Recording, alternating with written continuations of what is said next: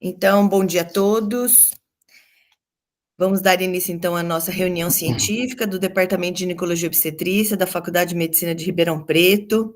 Hoje nós temos o prazer de receber o professor Carlos Rezende. O professor Carlos é docente no Departamento de Medicina Social, docente recém-adquirido, né, Carlos? Cheio de energia, cheio de disposição, e vai falar para a gente hoje sobre mortalidade materna, tá? Ele vai apresentar uma aula sobre as 3 demoras que levam a paciente a near-miss, né, e infelizmente em alguns momentos, a mortalidade. Então, eu agradeço muito o seu aceite ao nosso convite, é com grande prazer que eu te apresento aqui e te dou a palavra agora para você nos expor toda a sua expertise no assunto. Obrigada, Carlos. Tá bom, professora Alessandra. Inicialmente eu gostaria de agradecer o convite, né? Essa apresentação, não com tantos detalhes, ela foi feita no simpósio de mortalidade materna. Eu tenho muito carinho pelo departamento de GO, né? Inclusive pelo aprendizado que eu tive, as oportunidades, e que depois me foram muito úteis na assistência às pacientes e aos familiares. Então, acho que isso é uma marca que ficou na minha formação enquanto residente em medicina de família e comunidade, né? E, atualmente, eu componho o Comitê de Mortalidade Materna, junto com o professor Geraldo Duarte, né, e todos os outros membros. E o que eu queria trazer que, assim, aqui há um pouco a discussão. Eu já vou colocar a apresentação, porque a gente já, de certa forma, começa a nossa discussão mais específica. Só um instante.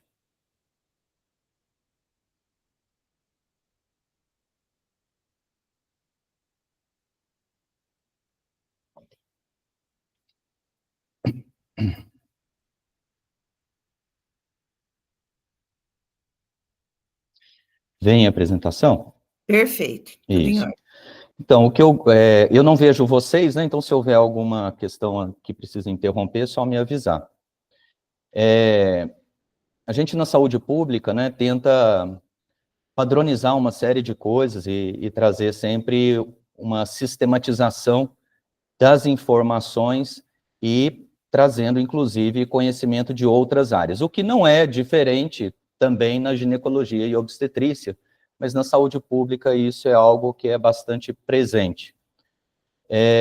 Nenhum de vocês que aqui participam da nossa conversa vão escapar, em algum momento, de participar da organização de serviços, da gestão de serviços de saúde, sistemas de saúde, né? E na GO, acho que, do ponto de vista hospitalar, isso tem sido, inclusive, até uma tradição, né?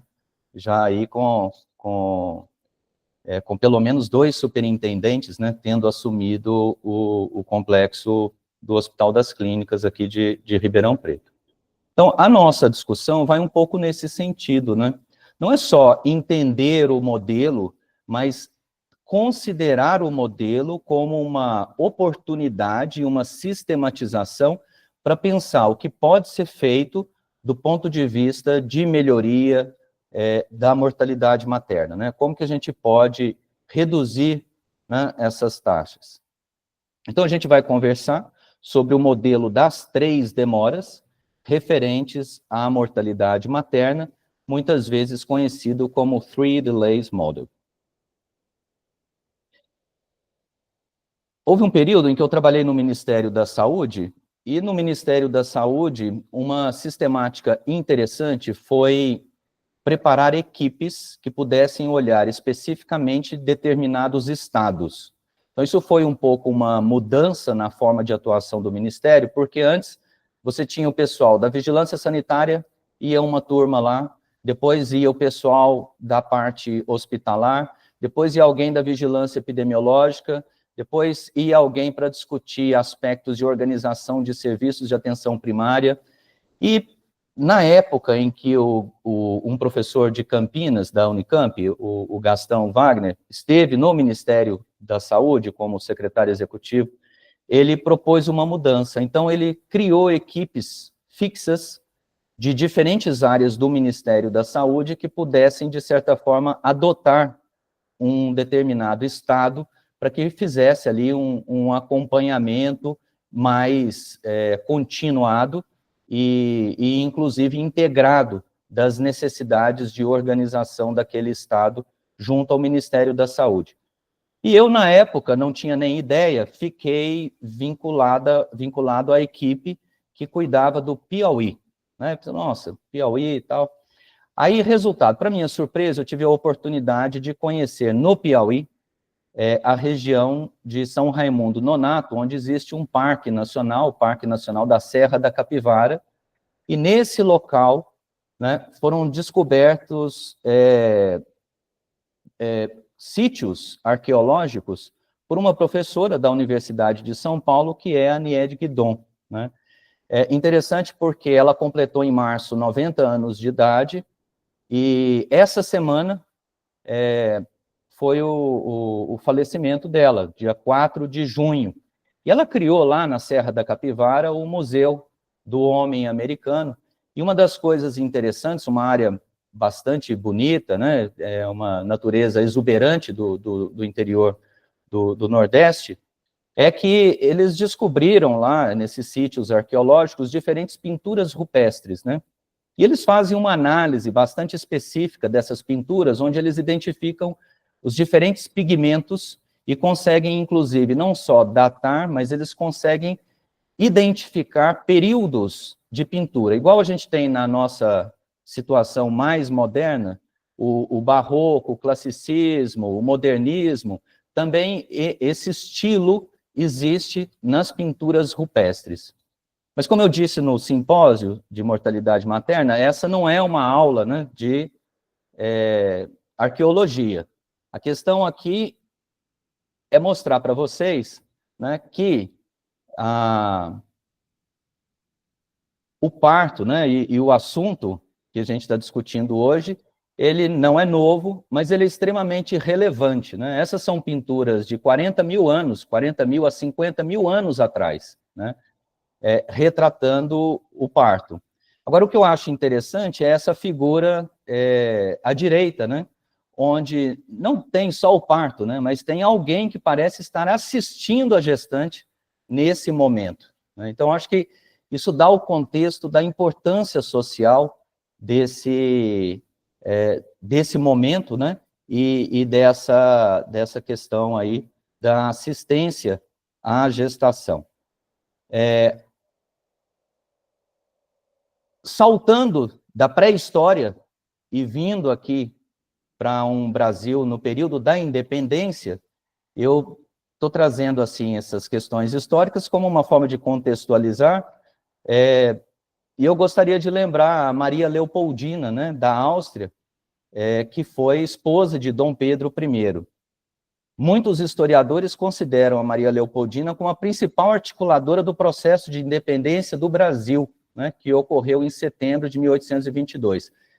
Ela era de uma família de nobres austríacos, né, e inclusive, teve uma educação muito importante, e chegou, inclusive, a reger o país nas ocasiões das viagens de Dom Pedro I, e por conta disso ela é considerada como a primeira mulher a se tornar chefe de Estado de um país americano independente. E para ter noção da importância das origens familiares de Maria Leopoldina, ela foi cunhada do imperador Napoleão Bonaparte, que era casado com a irmã mais velha. Aí tem uma foto da Maria Leopoldina e o monumento onde são guardados os restos mortais, né, que é o Monumento à Independência, que fica na cidade de São Paulo. Mas apesar de toda essa situação bastante nobre do ponto de vista histórico, inclusive das origens, né, a morte dela é por uma razão bem menos nobre e, inclusive, algo que a gente convive nos dias atuais.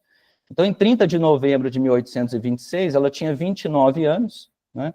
Ela apresentou uma série de complicações, acabou abortando um feto masculino com cerca de 3 meses, e isso em 2 de dezembro. Mas mesmo após ela perder o bebê, ela não melhorou e passou a ter cada vez mais delírios, febres e hemorragia, num claro quadro séptico, né? Então, isso aqui foi um pouco para contextualizar e puxar vocês, né, junto comigo, nessa trajetória de discussão.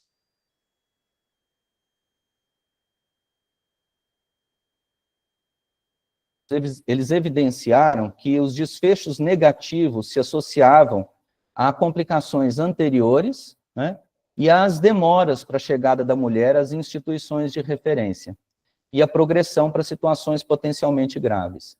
Então, se a gente puder olhar a gravidez, a assistência à gestante, o apoio à família, a gente identifica pontos de ação que são extremamente relevantes para o combate à mortalidade materna. E um deles é a demora para a chegada da mulher às instituições de referência.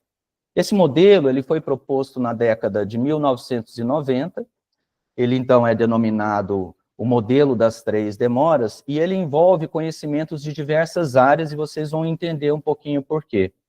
Ele envolve conhecimentos da área de antropologia, geografia, ciências sociais, e se tornou uma referência para a análise das causas sociais que envolvem as mortes maternas, pois ele destacava 2 questões, não apenas uma sequência causal que leva à mortalidade materna, mas ele está correlacionando essas causas das demoras ao acesso aos sistemas de saúde.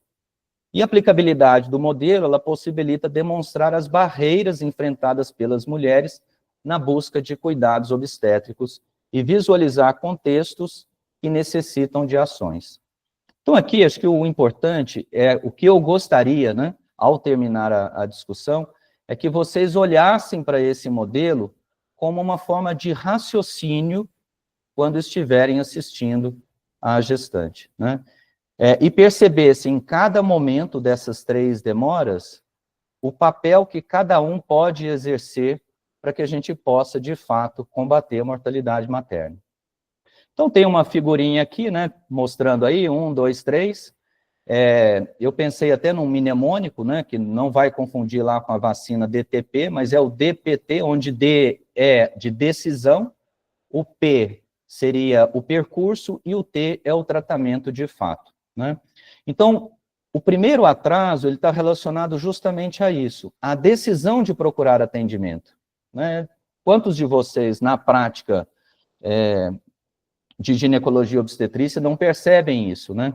Ah, preciso, não preciso ir ao atendimento, como que eu vou trabalhar isso, né? O segundo atraso, ele está relacionado ao percurso para alcançar e obter os cuidados. E o terceiro atraso, que é, assim, bastante preocupante, é aquele momento que há uma demora para o recebimento dos cuidados adequados quando o serviço de saúde foi acessado. Eu vou fazer um pequeno comentário sobre cada um desses 3 aspectos, né? Onde no primeiro atraso, ou seja, o D, né, de decisão, eu tenho uma cultura patriarcal na sociedade, e isso é variável, né, vai depender de classe social, do país em que a gestante está, né, onde muitas vezes a decisão não está para a mulher, né? Essa decisão acaba ficando com o parceiro, e isso pode prejudicar, porque é a questão da pessoa ter a percepção do próprio corpo, do que está sentindo. A pobreza, né? Não é só a pobreza dificultando o acesso a conhecimento, mas também a dificuldade para o deslocamento, né? Onde eu penso 2 vezes antes de assumir um deslocamento que pode me custar algum recurso, e isso acaba fazendo com que eu acabe demorando a tomar a decisão de buscar o serviço de saúde. O pagamento pelo atendimento, né, em diversos países, você tem que pagar pelo atendimento que vai ser prestado, O caso do Sistema Único de Saúde, ele traz justamente esse aspecto onde o acesso não é mercantilizado, né? Na saúde pública, a gente fala assim, é o acesso não mercantilizado, ou seja, eu tenho o direito de acessar o serviço sem precisar pagar para acessar, né? Mas a gente também não pode desconsiderar que, em muitas das vezes, há copagamentos na saúde suplementar que podem fazer com que a mulher demore para reconhecer a necessidade de buscar o cuidado. O nível educacional, as preferências pelo parto em casa, e aqui não estou dizendo só questões de influências mais atuais, mas há em alguns países, né, esse reforço de que o parto em casa é melhor do que num serviço de saúde, pelas condições que são oferecidas, e isso envolve, inclusive, as questões religiosas, né, onde a gente tem, em diversos países, a preocupação religiosa do ponto de vista de onde vai ser o parto, como que vai ser essa experiência em um serviço de saúde, em substituição ao ambiente do lar, que tem condições de oferecer algumas características da religião que a pessoa professa. Experiências ruins, próprias ou de pessoas próximas no uso dos serviços de saúde, né? Então, isso acaba gerando uma demora, porque não só a gestante pode ter tido experiências em gestações anteriores, durante a assistência pré-natal, mas até mesmo as pessoas que estão no entorno que podem falar, não, vamos esperar um pouco mais, porque eu tive uma experiência ruim, quando eu fui aconteceu isso ou aquilo. A baixa autonomia da mulher, que muitas vezes está relacionada a uma cultura patriarcal, e a ausência de companhia, né? Muitas vezes a pessoa acaba, não, eu não quero ir sozinha, quem falou que poderia ir comigo não está aqui agora, né? E a falta de confiança nos profissionais e serviços. Aqui, gente, esse primeiro atraso, a oportunidade de abordagem é o pré-natal. Por isso que eu falei, pega os 3 modelos como uma espécie de guia, né? E pensa assim, bom, eu estou aqui durante o pré-natal, acompanhando essa gestante nessa trajetória, né, onde há muitas dúvidas, muitos medos, tem toda uma questão relacionada à parte médica, mas deixa eu sondar um pouco esses 10 pontos para verificar se eles podem corresponder, né, a questões que levem, no caso de necessidade, a uma demora no reconhecimento pela gestante de que ela deve, sim, buscar assistência obstétrica. E aí a gente passa para a segunda demora, né, que é o percurso.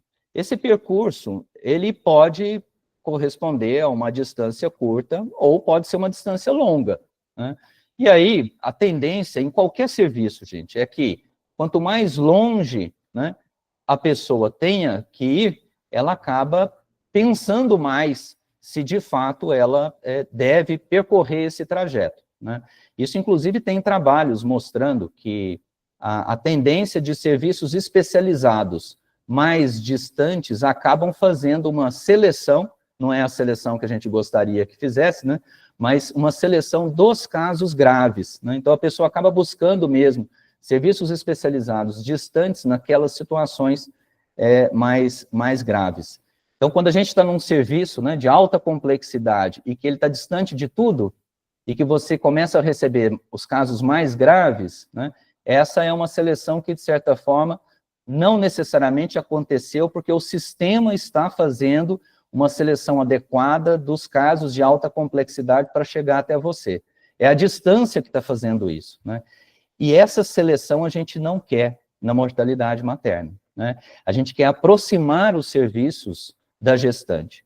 E aí a grande alternativa é que você tenha serviços intermediários que possam fazer o diagnóstico da necessidade de encaminhamento dessa gestante para um serviço de maior complexidade. As barreiras geográficas, né, que têm que ser sempre pensadas, como é que ela vai percorrer esse trajeto, né? Existe aqui situações que complicam o trajeto, que dificultam o acesso, né? A gente vive numa região privilegiada que nós temos uma malha viária bastante desenvolvida, e no caso da região de Ribeirão Preto, o município mais distante, né, fica aí a 110 quilômetros, que é o caso de Monte Alto. Mas em outros lugares, e muitos de vocês vão trabalhar em locais onde as barreiras geográficas são relevantes, é um aspecto a ser considerado. E a distribuição dos serviços de saúde no território, a gente sabe que um dos desafios no SUS, e não é só no SUS, porque isso também está presente na saúde suplementar, são os vazios assistenciais, né? Então, há municípios e locais em que a distribuição dos serviços, ela não propicia que a gente, de fato, diminua o segundo aspecto, que é como chegar, né, nas unidades de saúde para ter um atendimento adequado. E aí a gente tem que contar com o transporte sanitário, né? Não necessariamente a gestante será conduzida por alguém da família ou algum amigo, até porque isso influi também naquela primeira demora, mas o transporte sanitário bem organizado, acessível e que leve em consideração a gestante como uma prioridade, né, ele é importante. Já falei dos serviços intermediários, que podem ser uma solução, né, para essas longas distâncias que precisam ser percorridas, mas muitas vezes esses serviços são insuficientes, né? Isso é importante e está no nosso dia a dia. Não tem muito tempo, a gente teve, por exemplo, a UPA do centro, né, transformada em uma unidade de saúde mental exclusivamente. Nada contra a saúde mental, precisamos estruturar serviços em saúde mental, mas a divisão do município de Ribeirão Preto em 5 distritos tem uma lógica, né, que é o tempo-resposta. Eu não posso simplesmente, né, cancelar o acesso ou um serviço intermediário que foi estrategicamente pensado e colocado num determinado distrito, justamente para permitir o acesso facilitado aos serviços intermediários. E aí o encaminhamento adequado. Eu acho que aqui o Departamento de Ginecologia e Obstetrícia tem um papel muito importante, né? E eu falo isso como experiência própria, onde atuando em serviços de pronto atendimento, a formação para o encaminhamento adequado do médico generalista é extremamente importante. E aí eu fiz até uma brincadeira aqui, não, meio que para lembrar, né, que a gente o tempo todo se diz, né, ó, tempo é músculo na cardiologia, tempo é cérebro, é importante o tempo porta-agulha, mas e na ginecologia, né? É preciso reforçar isso com todas as especialidades, da mesma forma como acontece com a cardiologia e a neurologia. Tempo aqui é a diferença entre a vida e a morte de 2 pessoas e, do ponto de vista da saúde pública, a gente sabe que a perda dessa mulher, ela tem consequências muito importantes na família inteira, tá? Recentemente, houve uma discussão para constituição da linha de cuidado em saúde mental para os pacientes de álcool e drogas. E a assistente social, né, que trabalha com essa organização da linha de cuidado no estado de São Paulo, trouxe uma informação muito importante. Ela falou o seguinte, que, olha, a grande maioria dos pacientes que têm a dependência, que estão morando na rua, são homens, e ela falou, olha, o indicador para mim é a hora que o relacionamento com a mulher fica prejudicado, a hora que ele é colocado para fora de casa, porque já não dá mais. Ele perde completamente o norte. Então, ela falou, ó, é uma questão estratégica. Então, pensem, né, as consequências da perda dessa mulher, né, por uma causa que a gente tem já uma série de questões identificadas e passíveis de se trabalhar, né? Então, do ponto de vista de saúde pública, né, e aqui extrapolando a parte gineco-obstétrica, é algo bastante relevante do ponto de vista da sociedade como um todo. Então, não é simplesmente, ou tão somente, a perda de uma mulher, né, por causas relacionadas à gestação. É um impacto social extremamente relevante. E, por fim, o terceiro atraso é aquele em que, após chegar a um serviço de saúde, eu tenho uma sequência de eventos que podem levar à mortalidade materna. Onde eu tenho uma tomada de decisão que pode ter sido inadequada ou não foi tempo oportuna, a comunicação entre equipes de saúde e o serviço de maior complexidade, a gente vê essa dificuldade e, muitas vezes, as informações incompletas, né, fornecidas pela unidade de origem intermediária. Então, é aí que eu comentei, né, a importância de trabalhar com as equipes que atuam nessas unidades intermediárias, para que a gente possa ter, de fato, as informações que são relevantes para o encaminhamento adequado, erros relacionados ao diagnóstico, à percepção da gravidade do quadro dessa gestante, a demora no atendimento após a chegada ao serviço, então fica ali esperando, não precisa atender rápido, não. Para saber se pode ou não esperar, é preciso uma avaliação, né, adequada e que muitas vezes ela difere daquela avaliação feita para o caso de cardiologia e para o caso de neuro. Então, é preciso identificar e mostrar para os serviços que a avaliação da gestante é diferente, né, da dor torácica ou daquele paciente que apresenta um quadro neurológico. Às vezes a gestante vai estar ali, né, sofrendo, mas ela está numa situação que o quadro, de fato, ele não se apresenta na sua totalidade.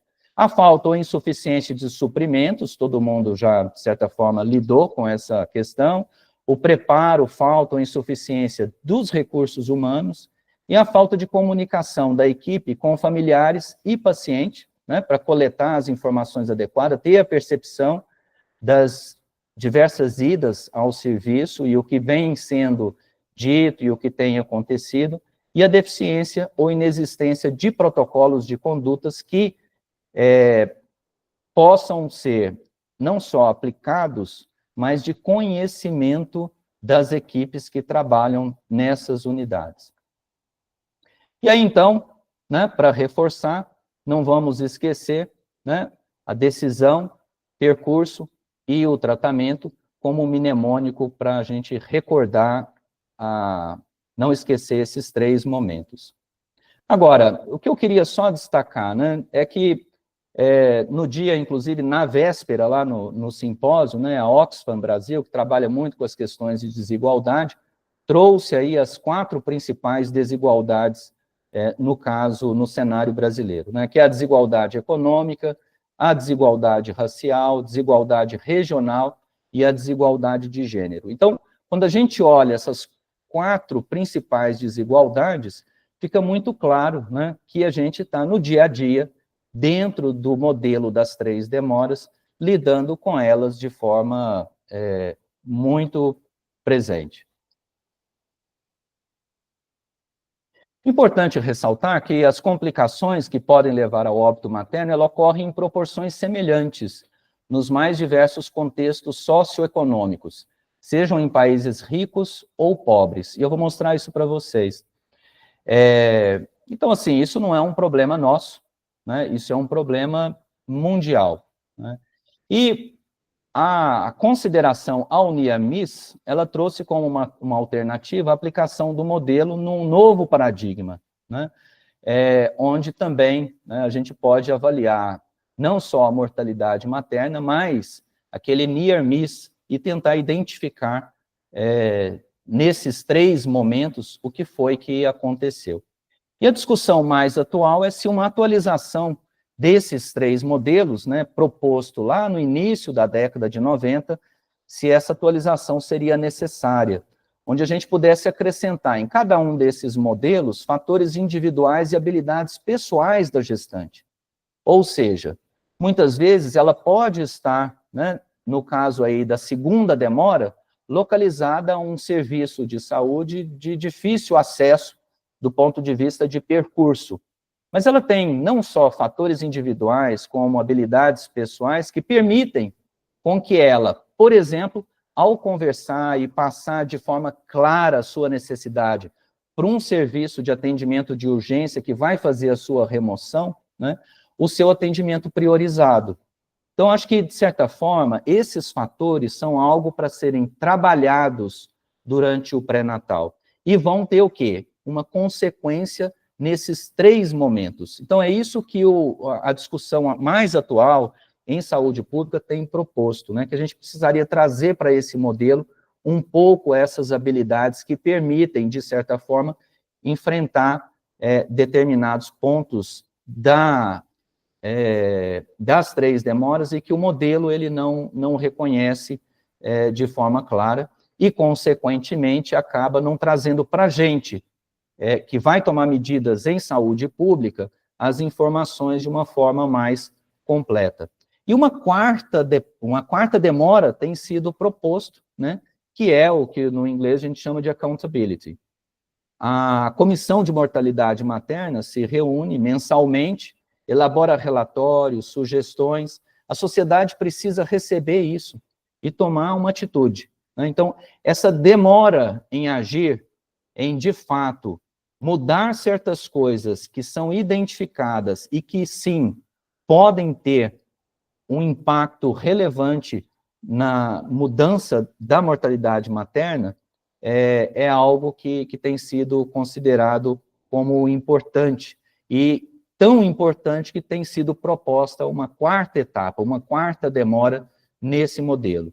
E a questão de empoderar as mulheres, né, e a gente meio que migrar, transicionar de um método que fica só identificando problemas, mas que não só identifique, mas que propõe uma visão mais de resolução de problemas. Agora, em abril de 2025, né, nós tivemos aqui a publicação de um relatório super recente, relacionado à mortalidade materna, fazendo uma análise dos anos de 2000 a 2023 pela Organização Mundial da Saúde.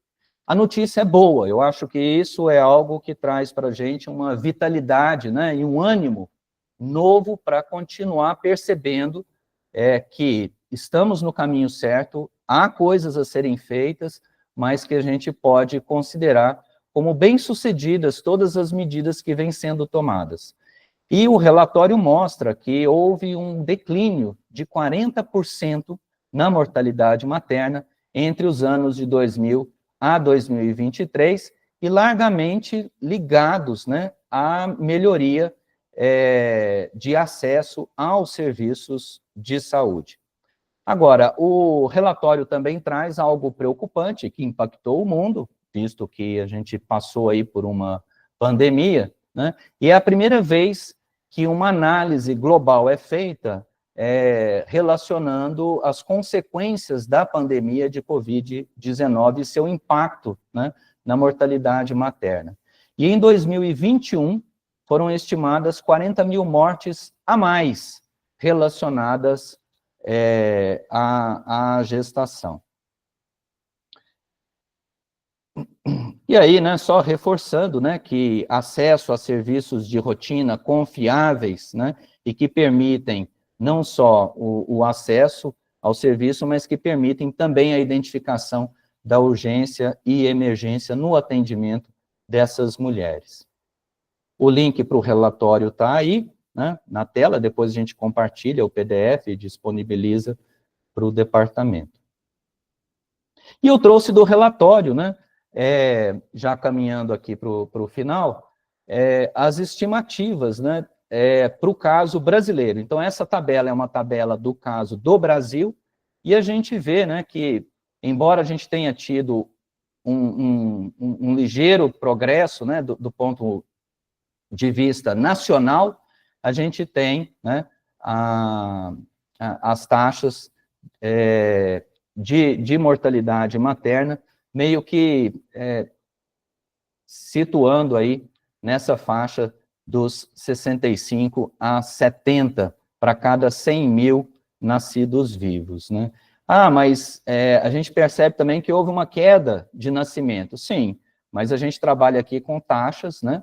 E a utilidade da taxa é justamente a possibilidade da gente fazer essas comparações, visto que elas se ajustam ao número de nascimentos. E aqui ainda no caso do Brasil, é importante um gráfico, né, porque ele permite essa noção visual do que aconteceu. Está muito claro, né, que houve aí um aumento da quantidade das taxas, né, de mortalidade materna no período da pandemia. Isso acaba reduzindo depois, mas ele volta, né, vocês veem aqui que ele volta um pouquinho acima do que a gente tinha conseguido, né?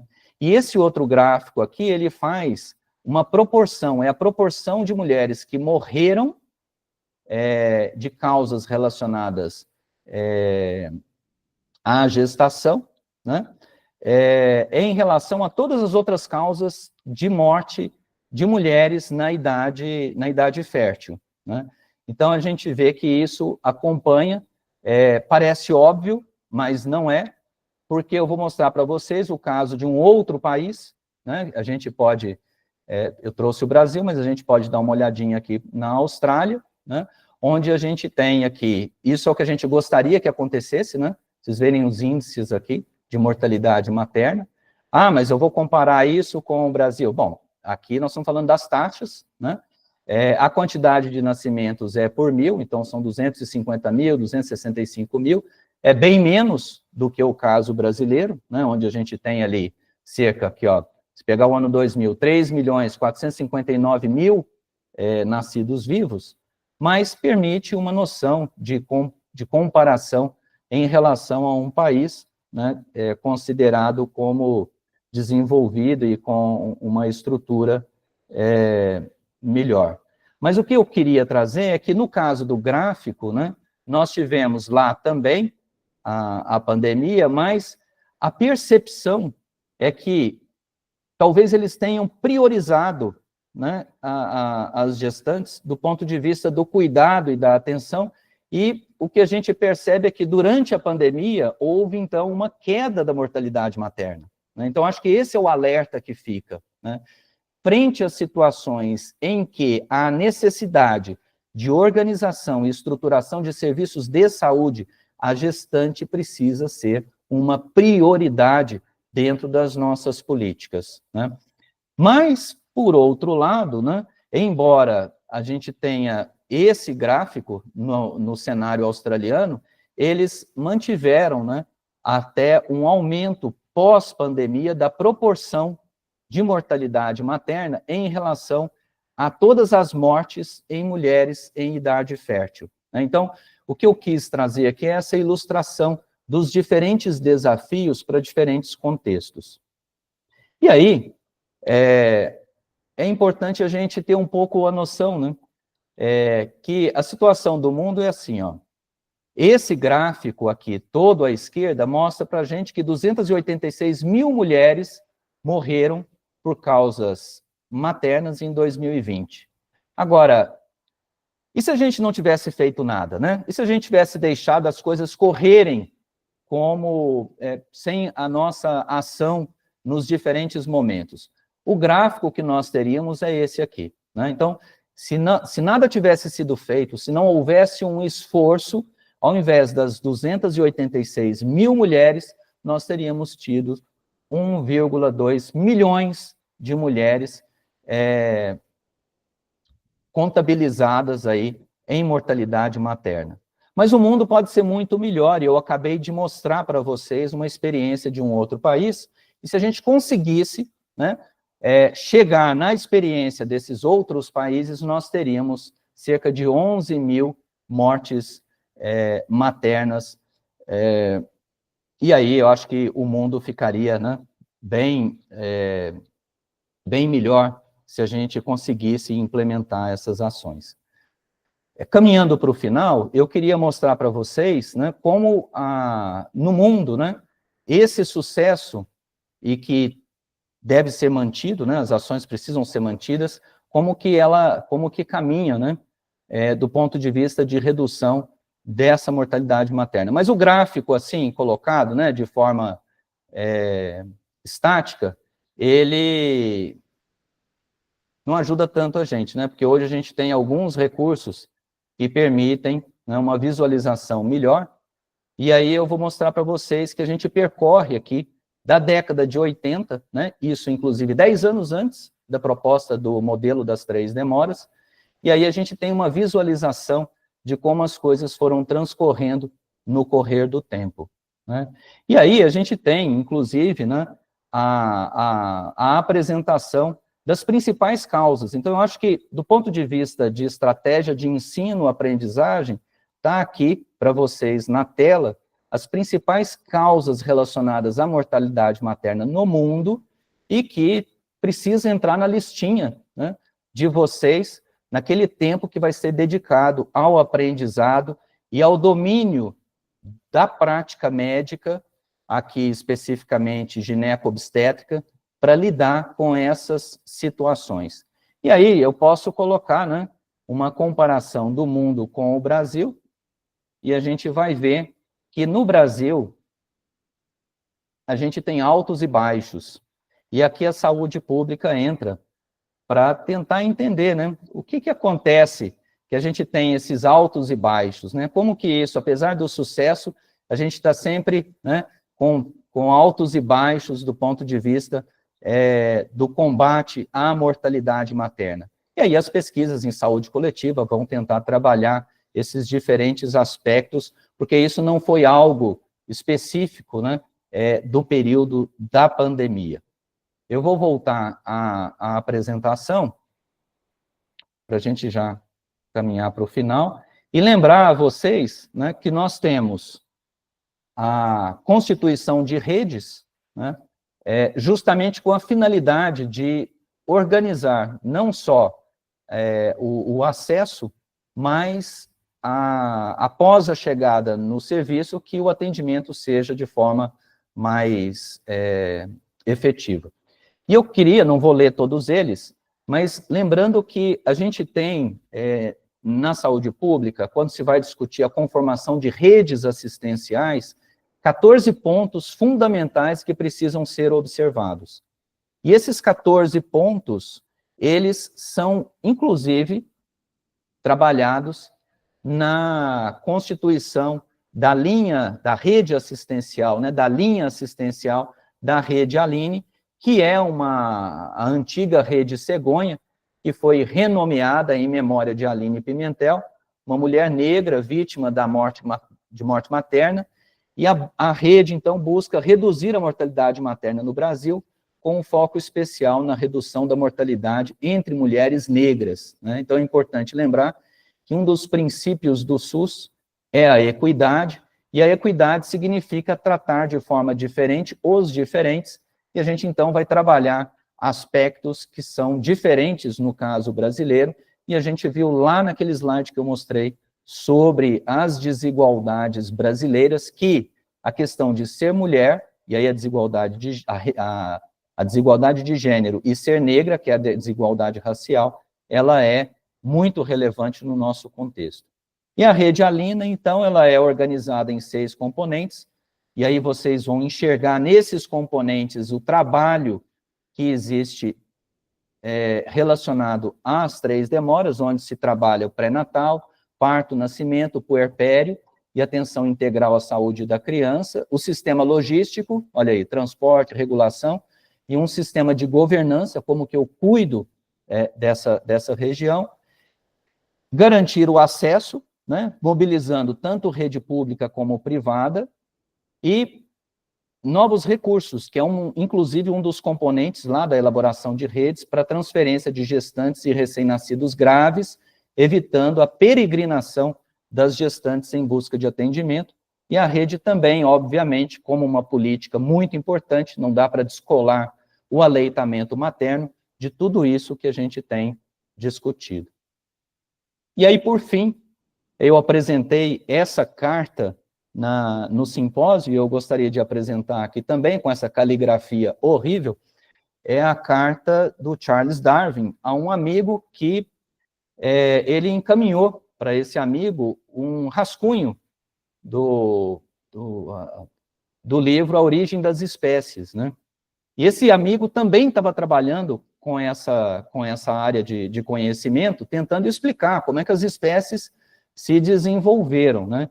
E ele percebeu depois que um amigo tinha, então, publicado o livro, ele publicou o dele, o amigo lá publicou os outros trabalhos, mas ele tinha encaminhado, né, o trabalho para uma leitura crítica por parte desse amigo, e aí ele escreveu, né, essa carta se desculpando. E essa carta foi descoberta, é uma carta de 1871, e ele diz o seguinte para esse colega de pesquisas científicas que ele tinha, né? Meu caro senhor, sou-lhe muito grato por seu amável presente, que é o livro que ele recebeu desse amigo, né, que tratava do mesmo assunto.